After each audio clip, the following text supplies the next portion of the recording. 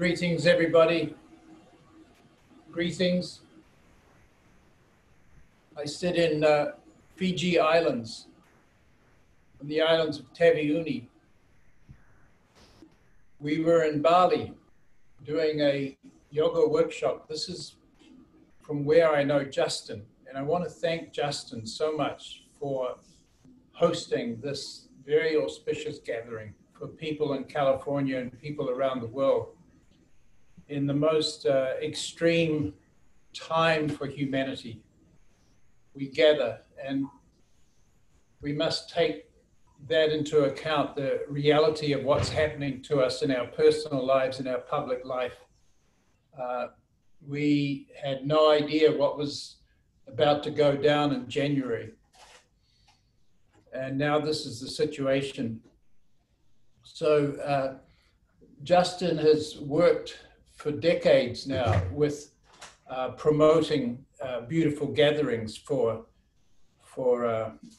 our collective.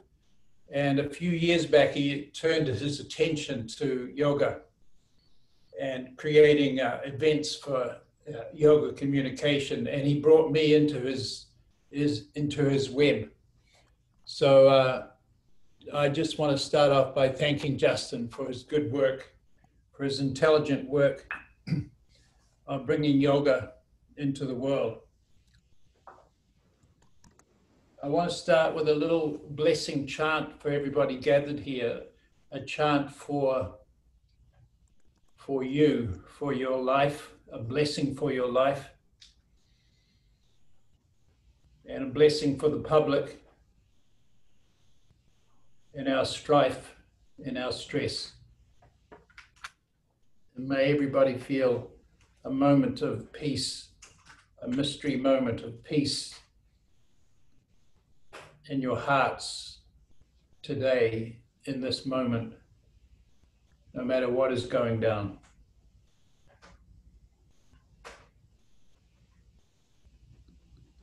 Shuklam Bharadaram Vishnam Shashivatnam Chatubhujam Prasannavatanam Jayet Save Vigno Pashantaye Guru Vyastad Guru Vyasya Namo Vakamadimahe Vrinimahe Chatat Rajo Dampati Jagidampati Shri Guru Pyo Namaha Harihi Om Harihi Om Harihi Om.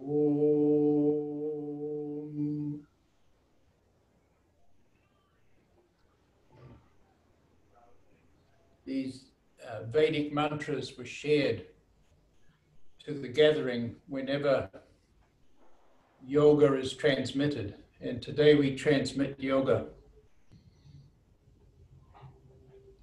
It is saying, may we get the job done together. May this be fruitful for everybody gathered here.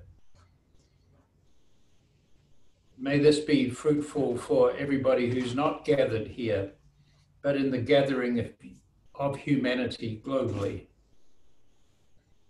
Om Sahana Bhavatu Sahana Punaktu Sahavyam Karafavahai Tejasvihavadhi Tamastu Ma Vidvishavahai.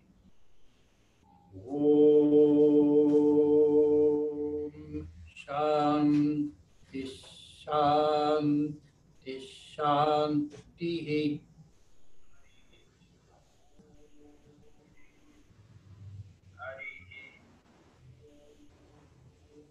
I would like you to try to duplicate that mantra with me. I'm going to do it, and I want you to give your best shot at, quietly, but with some strength, some confidence in your whole body. Make that sound that I make. in the tradition, the student does his or her best to duplicate the teacher's pronunciation. So here we go. Om Shanti Shanti Shanti. I'll do it with you. Om Shanti Shanti Shanti. Beautiful. Once more, listen to me. Om Shanti Shanti Shanti. Now you try.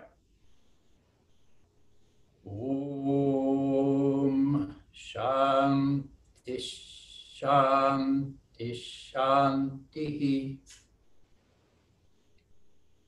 Beautiful. That mantra, Om Shanti, is usually translated as peace, peace, Shanti, definitely peace. But my teacher, Krishnamacharya, he would say the actual linguistic meaning of the word Shanti is like this: not provoked, not provoked, definitely not provoked. It doesn't mean to be dissociated from at all. Please, let's not get dissociated from the fact of pandemics, the fact of racism, the fact of virus, the fact of aggressive public disputes of one group wanting to cancel out another group, all of that. Let's be real about it, but let's be at peace while we act. As the great Krishna to Arjuna, we must act, we must do our duty, do our dharma, do our way of life, but free of the fruits of action, to act unconcerned with the result of our action. In other words, to be not provoked, definitely not provoked, is such a tenet, a principle of yoga practice. So one more time, please listen to the mantra. Om Shanti Shanti Shanti. Now you. Om Shanti Shanti Shanti. Beautiful. Now, you can do this with breath. You can do it with what is called asana. Asana is the union of opposites in your own system, the union of the inhale with the exhale. As it says in the text, the sacrifice of the inhale to the sacrifice of the exhale to the inhale. So I want you to inhale and bring the arms up over your head like this. And then pronounce the mantra with me. Om Shanti Shanti Shanti. Beautiful. Inhale. Om Shanti Shanti Shanti. One more time. Om Shanti Shanti Shanti.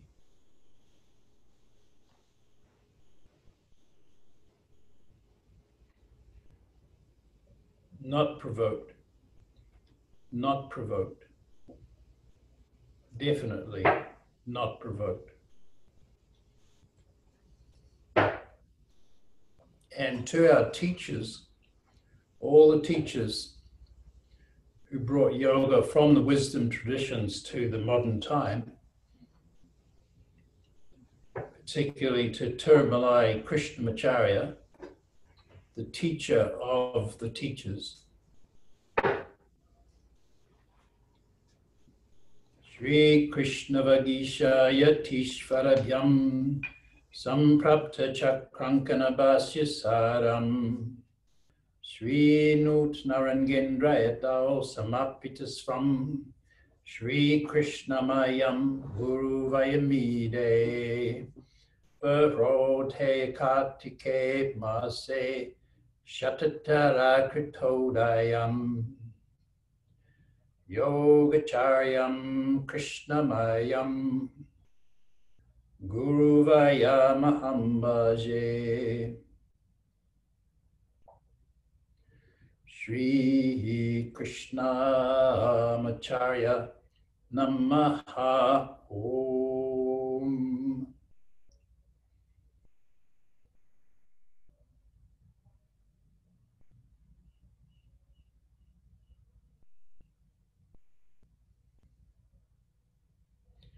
So I wanted to bring Krishnamacharya through for you because he is the one who, he's known as the grandfather of modern yoga. He was the teacher to BKS Iyengar. There's a great style of yoga called Iyengar yoga. It's gone all over the world. So as a young boy, Mr. Iyengar was a student of Krishnamacharya. Another great teacher, well known in Southern California, down there in Encinitas, Patabi Joyce, the founder of a style of yoga known as Ashtanga Vinyasa Yoga. So to these pioneering men who brought yoga into the West, their teacher is Krishnamacharya.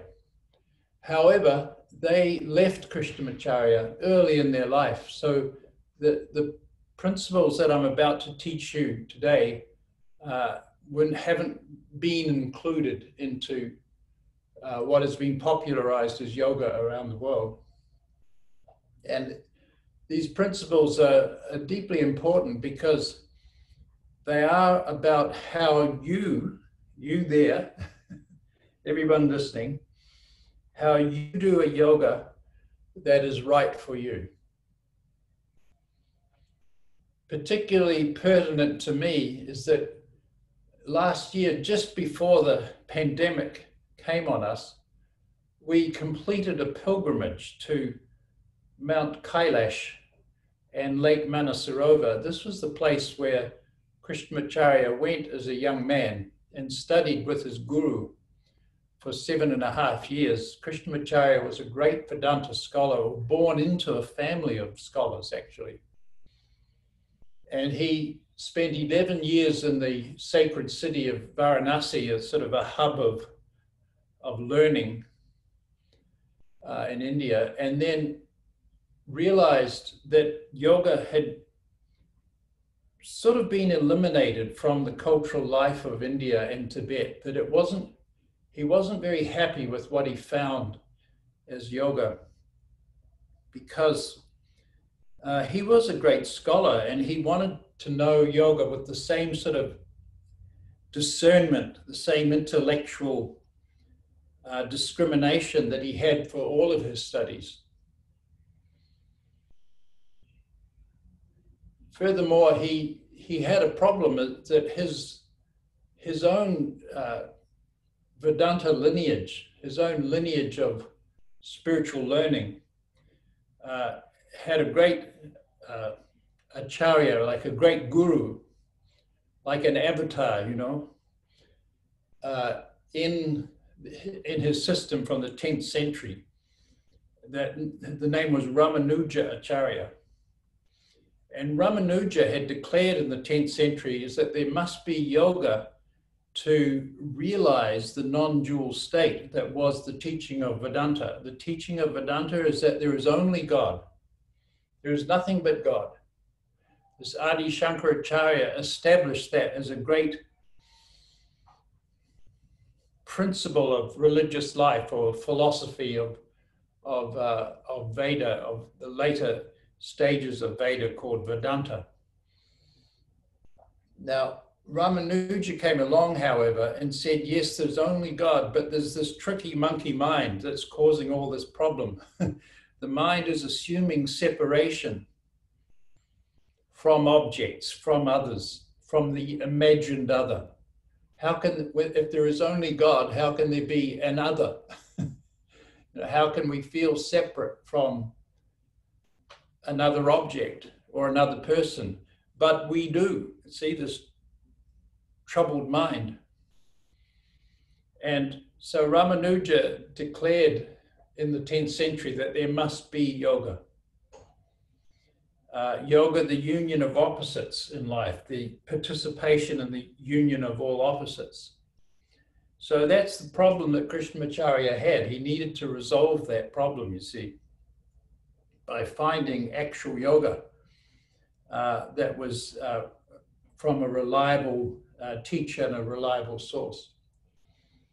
So he hunted and hunted around India and Tibet. And see, what happened is that the yoga practice that had flourished between the 5th and the 14th century in India and Tibet, it was like used by all religious groups, all points of view, all language groups. It was very much the mother's milk of the cultures of Hinduism and Buddhism between that 900-year period. But then it got eliminated when humanity invented power structure as religious life, where you had the perfect person that implied that everybody else was not perfect, see?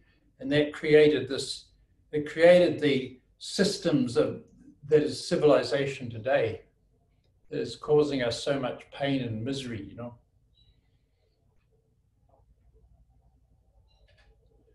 So Krishnamacharya heard of this man. His name was Rama Mohan Brahmachari, that was living in that region in Kailash and Manasarovar, and pushed out, a yogi, but pushed into hermitage and away from the public life and visibility.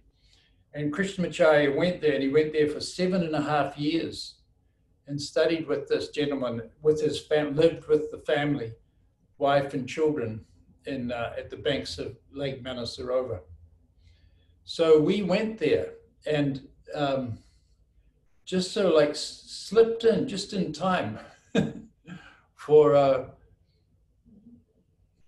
the world, the place, this pinnacle where, you know, heaven meets earth at Mount Kailash. It's the pinnacle of the geography of the land of Veda, and a pinnacle of the culture of Veda.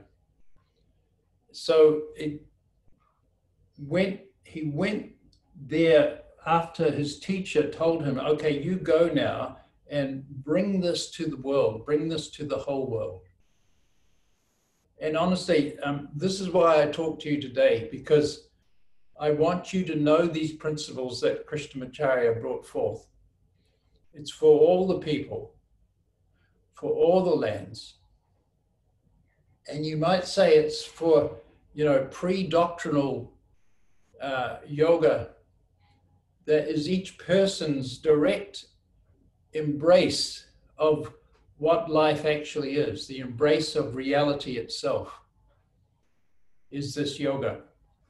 And my God, we know how we need it now. You know.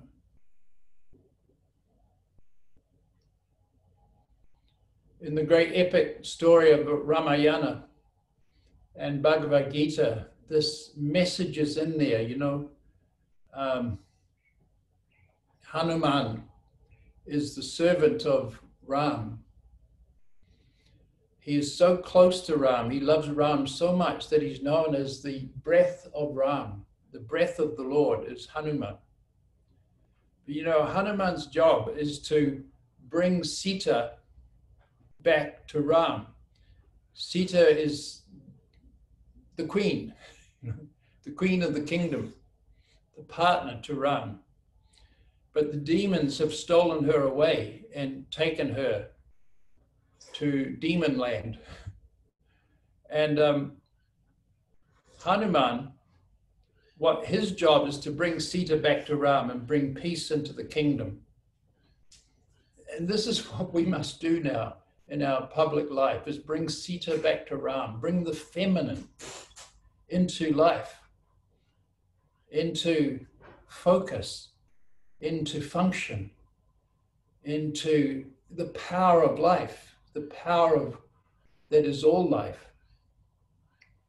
We say the nurturing power of all life is the collaboration of male, female as equals and opposites, where one empowers the other in a mutual exchange endlessly. This creates the nurturing force of life. It brings new form into life. It's the substance of all existence, right? But it seems that Sita has been taken off by the demons. It does seem like that, doesn't it? So Hanuman, who is the Lord's breath, brings Sita back to Ram. And what I'm going to teach you is that very process of inhale, receive Sita, exhale, strength, Ram. Inhale, receive the feminine aspect of life. Exhale, strength from the base, the male strength of life, in a perfect collaboration, which is the form of all existence. Now, the Krishnacharya's view, my view, I think you understand, is that the cause of all human suffering is a sense of dissociation from our natural state, from our tangible experience with life. The apparent dissociation between male and female, whether it's same sex or opposite sex intimacy, as equals and opposites, where one empowers the other, which is which is how life is functioning. You see? So, in the other great epic story, Bhagavad Gita, in the Mahabharata, and this is the Smritis, the great epic stories of the personalities of Veda who'd realized the truth of Veda. And then we hear about their stories in the Ramayana and Bhagavad Gita. It's been the basis of Hindu religious life for many, many centuries. So Arjuna is on the battlefield and he's freaked out, you know. He doesn't want to do his job. He says to Krishna, "Oh, Krishna, I'm trembling in my boots. Krishna, I'm shaking in my hands, my heart. I don't want to be here. I don't know what to do." Now, isn't that our situation right now? And Krishna says to Arjuna, "Oh, Arjuna," he says, "Arjuna, sacrifice the inhale to the exhale. Sacrifice the exhale to the inhale. Be a yogi, oh Arjuna." And that's what we're going to do today. I want to teach you this, and then I want you to do it every day until we meet again. We're meeting again at 5:30, and maybe you'll do a little 7-minute practice before we meet again, what I teach you right now. So Well, Krishna is saying to Arjuna, be intimate with the natural state, with your life, be with life, be in life as life, whatever life is altogether. Life is a power, the power of this cosmos that brought you here in the first place. The power of the cosmos that created these bodies and is presently sustaining these bodies, sustaining this body with breath and heartbeat and relationship of every kind. Our relationship with air, the air we breathe, our relationship with the plant kingdom, the food we eat, the relationship with water, with the animal kingdom, our relationship with known and unknown stars, our relationship with sun and moon, the light, and our relationship with each other in the great collaboration with each other that is the nurturing force of life that brings new life through. So Krishna says to Arjuna, and Krishna is, the avatar, the Lord, he's the Jesus Christ. And he says, Arjuna, breathe, do your breathing, be intimate with your life in every way. And then Arjuna, do your duty, do what you must do what has to be done. That's what he said. Do it with free of the need for a specific outcome. Do it free of the need for a tangible result necessarily, but do what you have to do and see what happens. And if we would all, on a mass basis, do what we have to do and feel beyond the mass patterning of limit, the mass presumption of the denial of life, the denial of each other, the denial of the wonder, the mystery, and the unspeakable beauty that is the natural state, that is your life. You are that. If we would all stop doing that denial and do what we must do, something will happen for humanity. And we have no choice now. We must act. Arjuna actually had no choice.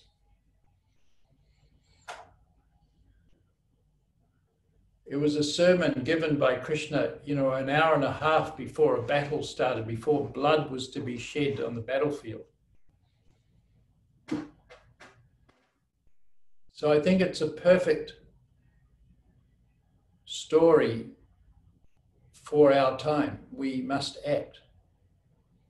And this breathing is the action. It's the first act, to be intimate with your own embodiment. This body loves its breath.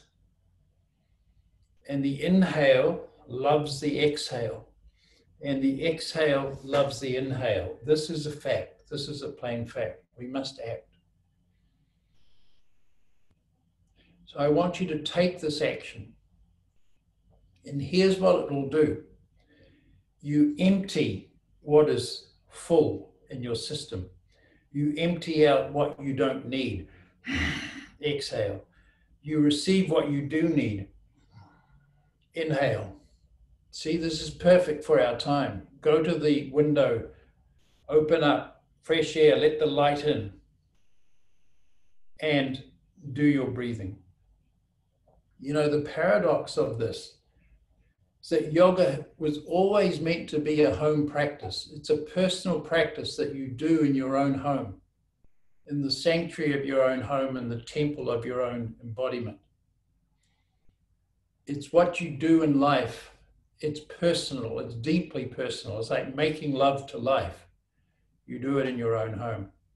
There's one woman I taught recently on Zoom, and she said she was in lockdown with 2 little babies and her partner, and she was afraid. She said she felt locked in her own, she felt imprisoned in her own house and afraid. She began her yoga practice that I just showed her online through our online immersion. We give it away by donation, and it's gone all around the world for people who are hard up. They can just have it, you know. And so that people from all around the world have started practicing. And she said immediately she felt at home again in her own house, in her own body. She said her house started to feel like a sanctuary.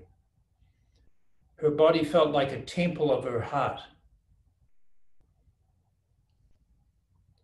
She said she started to enjoy again the playfulness with her children and her partner, even though the social conditions in her city were very, very difficult. So this is what yoga can do. And I'm going to give you like a little 10-minute practice now. I don't want to make it too long or too complicated because I want you to know it and remember it. And if you forget it, you can go to our online, the Immersion into the Heart of Yoga on our website, heartofyoga.com. If the money's an issue, just have it, please. And begin this practice. So let's begin this practice. First principle is that your body movement is the same as the breath movement. When you go like this, it's an inhale. And when you go like that, it's an exhale. Okay, so let's all do that, please. 3 or 4 breaths with me. Inhale. Pause, exhale.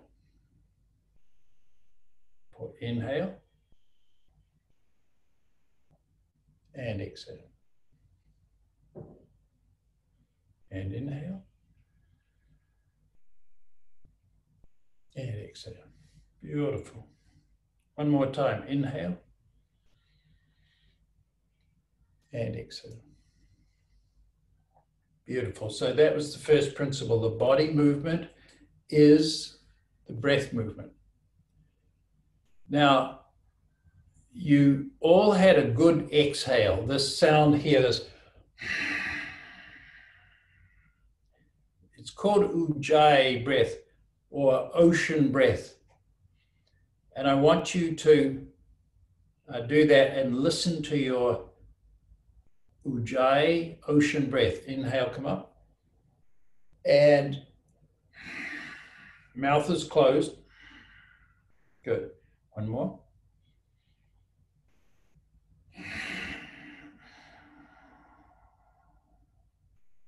One more.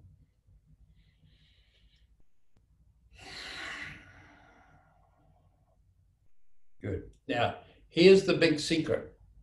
The big secret is I want your inhale to sound the same as the exhale, right? So your exhale is, what I want to hear is this sound here. And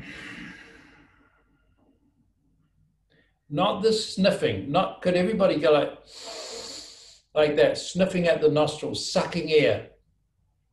This is a universal problem because we're taught to be strong and acquire, but we're not taught to receive, right?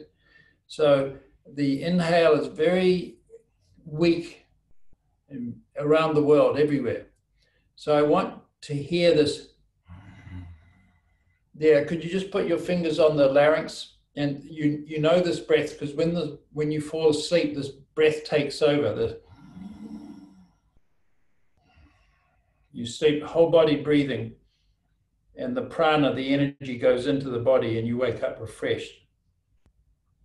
So I want to hear that once more. Okay, now let's hear the inhale and exhale. All right, 4 more breaths like that, please. Inhale and exhale. And inhale. And exhale. Sound at the throat.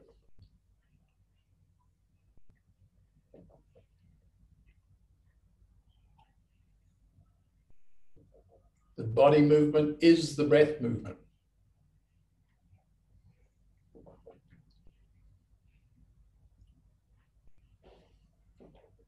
Good, and final exhale.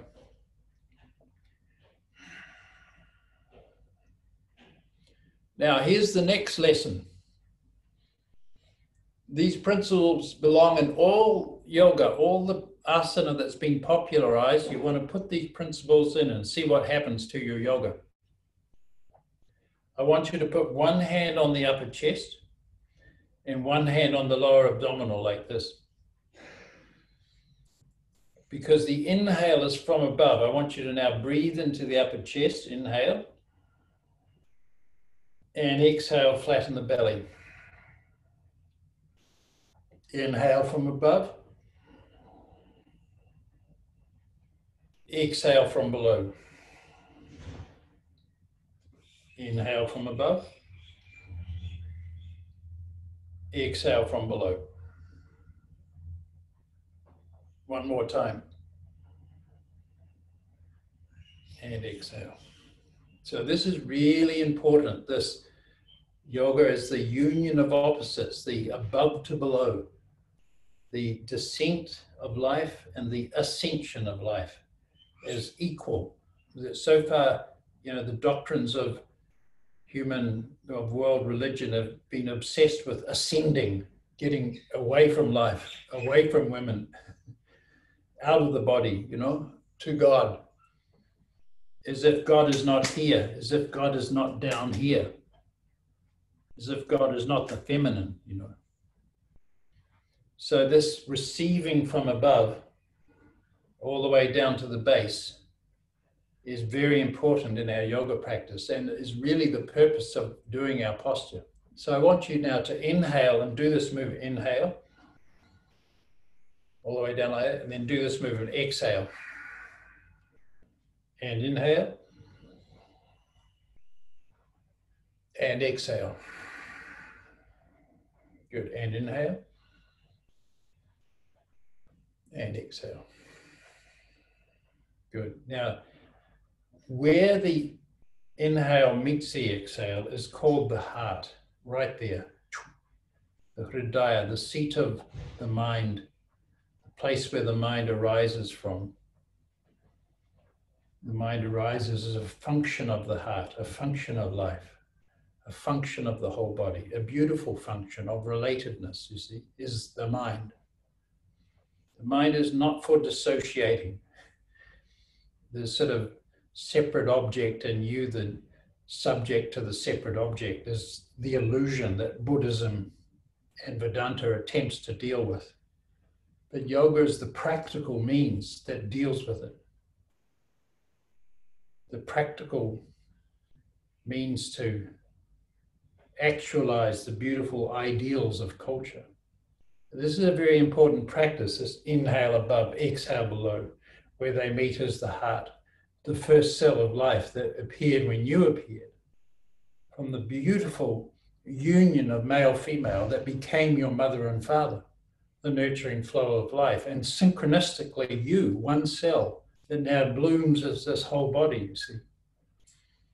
So this is why we do this practice of Hatha Yoga, flourishing 5th to the 14th century, then disappearing, now back in time, in modern time, for the world, for the new world that is coming, well, that is being caused to come anew. So here we go again, inhale above, upper chest, little pause, exhale from below. Inhale above, a little pause, exhale from below. Little pause, inhale above, and bring your hands to the heart, the hridaya, the seat of the mind, the source of opposites, where all opposites arise from and return to. Say, let's do a Christian practice. Inhale the horizontal, exhale to the heart. Inhale the vertical, cross, exhale to the cross, the heart. Inhale the horizontal, Exhale to the heart. Inhale the vertical. Exhale to the cross. See? So we do this yoga to our Guru, Christ, and to the yantra of the great yantra of the cross of Christ, like this. Whole body prayer to life. I give you that because we're all basically being so influenced by that beautiful faith system of devotion to God in Guru. Good. So one last little point. I want your breath to envelop the movement. I want you to inhale and then move. And you're still inhaling when the hands come together. A little pause, exhale, and then move. All right, do it with me. Inhale, come up. And the breath envelops the movement. I start the inhale before I move. And I start the exhale before I move. Start the inhale before I move. Sound to the throat and exhale. And just one more. Inhale. And hands to the heart. Good. And a resting breath. Now I give you a simple asana. Come up on all fours. Put you on your knees, like it's called cow pose or Chakrabakasana. I'll do it.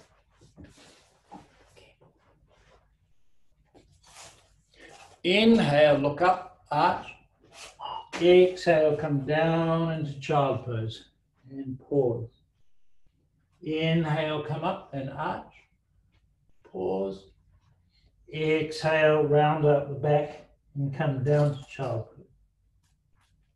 Once more. Inhale, let me hear it. Pause and exhale to child pose. Now keep going. 2 or 3 more breaths. Inhale, arch into cow pose. Exhale, down to child pose. Inhale, cow pose. Exhale, child pose. Once more. Inhale, cow pose. Whole body breathing. Inhale above, sound at the throat. Exhale, child pose. Sound at the throat. And one more. Inhale, cow pose. Exhale, child pose. Now, please rest. Rest in child pose. That's if your knees are comfortable, your hips are comfortable. If it's not so comfortable, don't go down very far. You can put your head in a little mound of your fists and rest there for a moment. Resting in the power of life. That is the obvious condition of all life. You are the power of the cosmos. That's a fact. It's not a spiritual statement. It's not a bit of poetry. It's not a nice idea that you have to try to realize. It's a plain fact that you are the power of the cosmos. Even in the midst of extreme difficulty, you are the intelligence of life, how the body is functioning.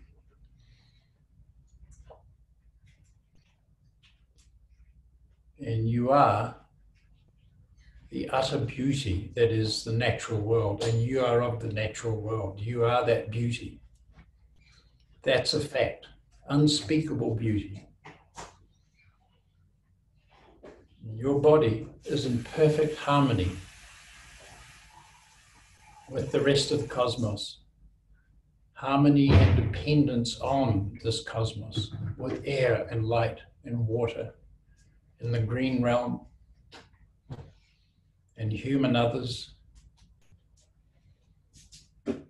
in a vast collaboration of everything with everything. That's the reality of our existence. Not the mind that imagines its separation. And this yoga places our mind into connection to life, connection to the heart, connection to reality, capital R reality, the power of the cosmos, that power that beats your heart and moves your breath. Good, and now would you please lie down, just lie down on the floor, on your back.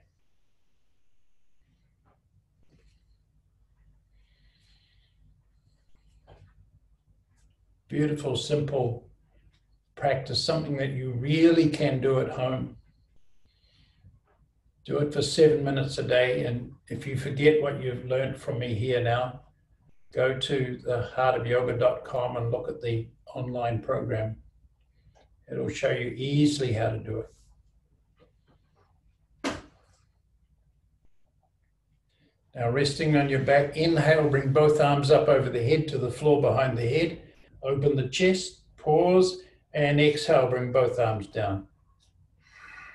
Exhale from the body base. Inhale above. Sound at the throat.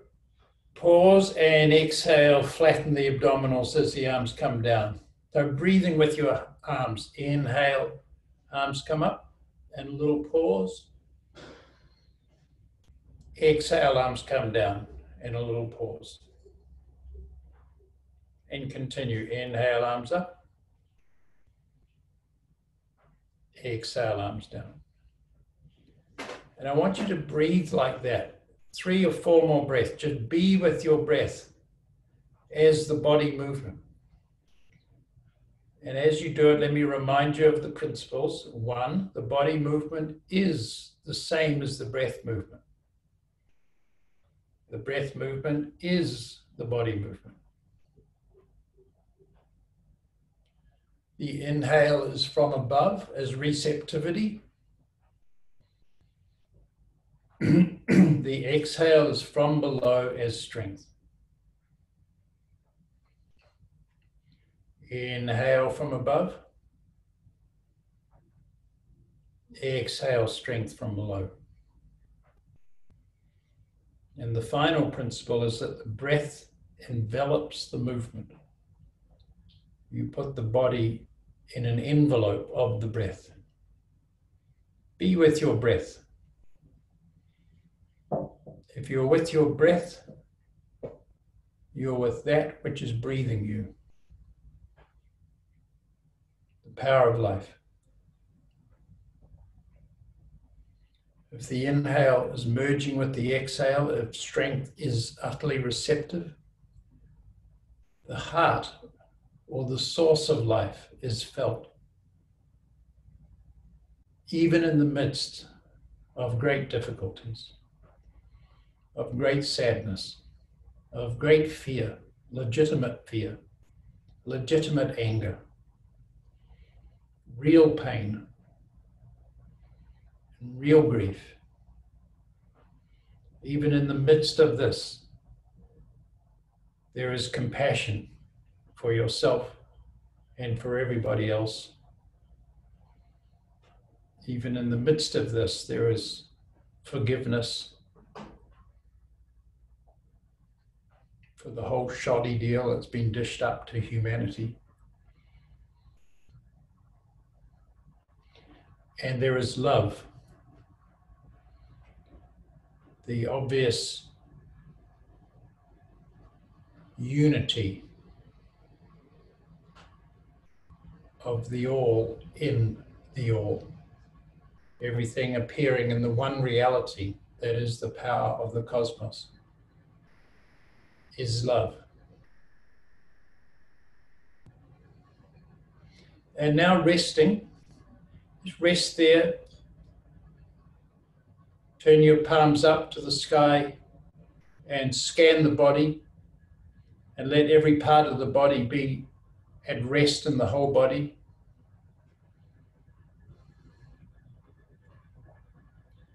And let stillness be the context of the whole body. That everything is happening in stillness. Everything. Let your mind drift to the faraway places over the hills, to the skyline, to the stillness in the trees, the stillness in the sky.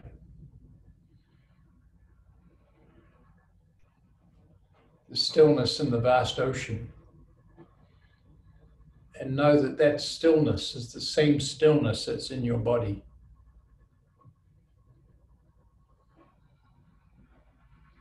Just notice there is a great power in that stillness, a great intelligence functioning. My teacher used to say, leave the body alone, give it a chance.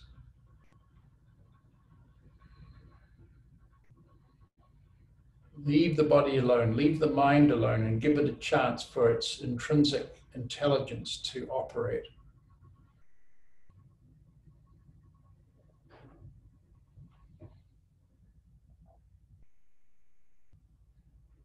Shuklam Bharadaram Vishnam Shashivetnam Chatubhujam Prasannavatanam Chayet Savevigna Pashantaye Guru Vyastat Guru Vyasya Namo Vakamidimahe Purnimahe Chatat Rajo Dampati Jagadampati Sri Guru Pyo Namaha.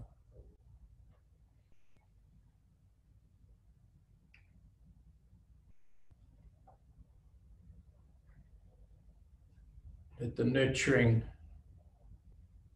of our ancient wisdom flow down from Kailash, where heaven meets earth.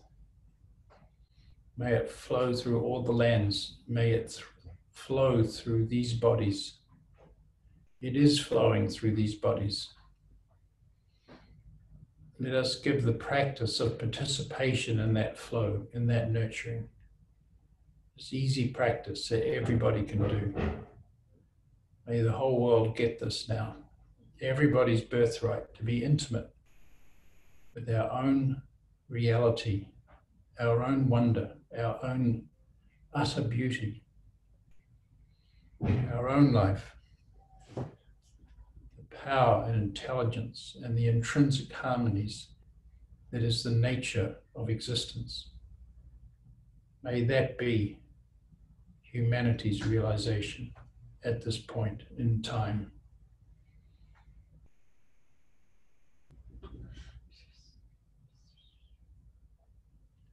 Well, thank you so much, everybody. I just want you to continue to rest there for as long as you like. And I'm coming back at 5:30 if you can join us. And I bid you farewell. And thanks for the privilege of letting me come into your home via light through glass, coming to you at the speed of light, God's light, into your temple, your heart, your home. And I thank you very much. Let's meet again soon. Thank you.